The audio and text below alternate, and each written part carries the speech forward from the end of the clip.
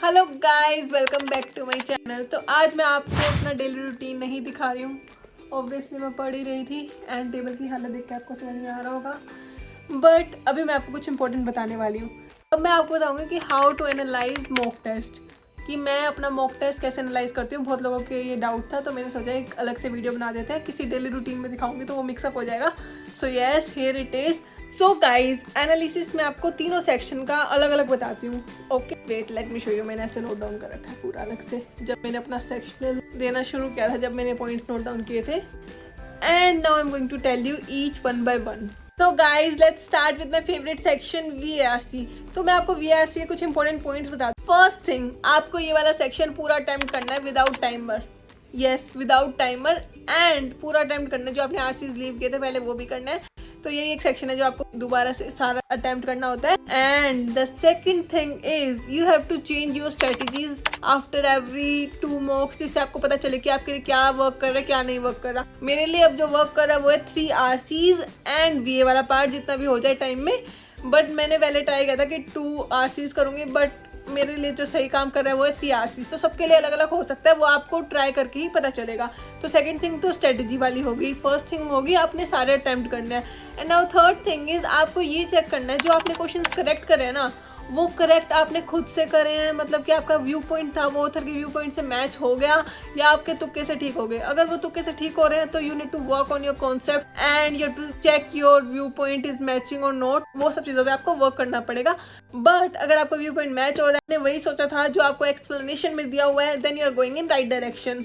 So yes, this is the third point. And the fourth point is जो आपने question उस time unattempted छोड़े थे, वो आपने जो दोबारा अटेम्प्ट किया उसमें आपको उतना ही टाइम लगा या जल्दी से सॉल्व हो गए, वो आपको चेक करना है कि आपको उस टाइम पे वो लीव करने चाहिए थे या नहीं करने चाहिए थे। So question selection is also very important part. हमारे 4 step. And now the last but not the least, हमारा जो स्टेप है, आप जो सारे पॉइंट हैं इन सबको नोट डाउन करते चलोगे अपने मॉक के साथ साथ, कि आपका इस मॉक में आपकी ये वीकनेस थी, आपने ये गलती की, आप टाइम मैनेज नहीं कर पाए, आप ऑथर का व्यू पॉइंट नहीं मैच हो, 12 तुक्के से आंसर सही हो रहे हैं। ये सब आपको नोट डाउन करते चलना है। And you need to work on your at least 1 weakness before going to next mock. So yes, let me show you my VARC वाला पार्ट। जब मैंने अपना VARC का मॉक एनालाइज किया था तो मैंने यहाँ पे लिख लिया था मैंने क्या स्ट्रेटेजी फॉलो की थी।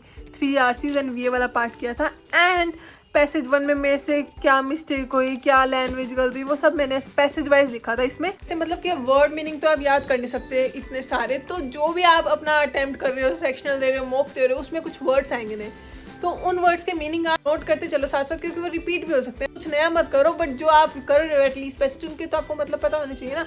तो मैं उनको नोट डाउन करती चलती हूँ एंड नेक्स्ट मॉक से पहले रिवाइज कर लूँगी। अगर बाई चांस से रिपीट हो गया सो मेरे को तो आता होगा ना।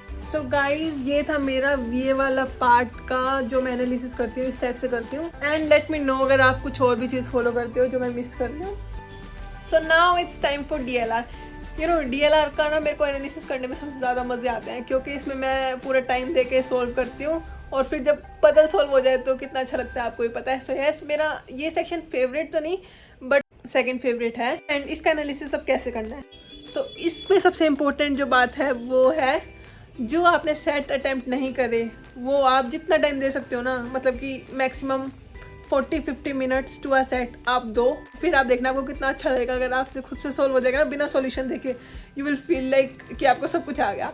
तो जब आप ये करोगे ना, तो आप जो पजल सॉल्विंग वाली स्ट्रेंथ है वो बढ़ जाएगी। So guys, I think this is the only trick to ace DLR। जितना हो सके खुद से सोल्व करो, फिर सॉल्यूशन देखो एंड फिर खुद से करो। अगर आपसे नहीं हुआ ना खुद से फर्स्ट टाइम में, तो सॉल्यूशन देख के फिर करो। तो ऐसी चीज़ें आपको ध्यान में रहेंगी कि कैसे सोल्व हुआ था वो पजल। सो मेन थिंग तो मैंने आपको बता दिया है। एंड उसके बाद जो आपने अटेम्प्ट कर लिए, ये देखना आपको कुछ आपसे इजी सेट तो नहीं छूट गया, क्योंकि DLR का मेन चीज़ है सेट सिलेक्शन। अगर आपने गलत सेट सेलेक्ट कर लिया ना, then it's over, it's really over. तो आपको देखना पड़ेगा कि आप सेट सिलेक्शन सही कर रहे हो या नहीं कर रहे हो। And we need to find out the best one for us, not randomly, you know what I mean.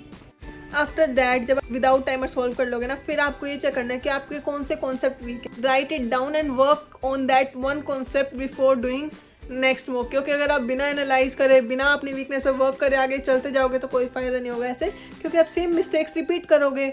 Late me show you, मैंने जो अपना एनालिसिस किया था DLR का, वो दिखाती हूँ।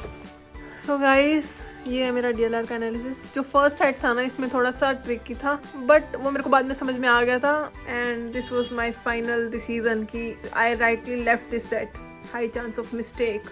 सो यस, अब मैंने आपको VARC एंड DLR का बता दिया है। And now it's time for quants. तो क्वांट्स से पहले मैं आपको कुछ इंपॉर्टेंट चीज़ बताने वाली हूँ। तो if you are finding a good mock test book कि आपको बुक से करना है, तो I have a suggestion for you. It is 15 mock test paper by Oswald book, so you can definitely refer to this. This is amazing and let me tell you about its features.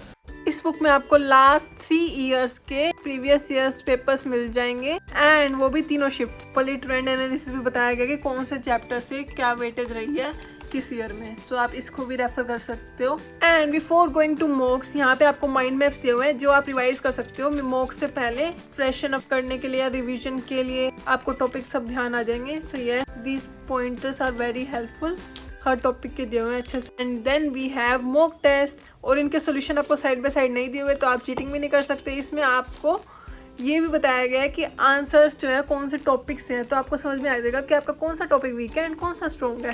So you can definitely refer to this book if you are looking for a good book जहाँ से आप mock test दे सके।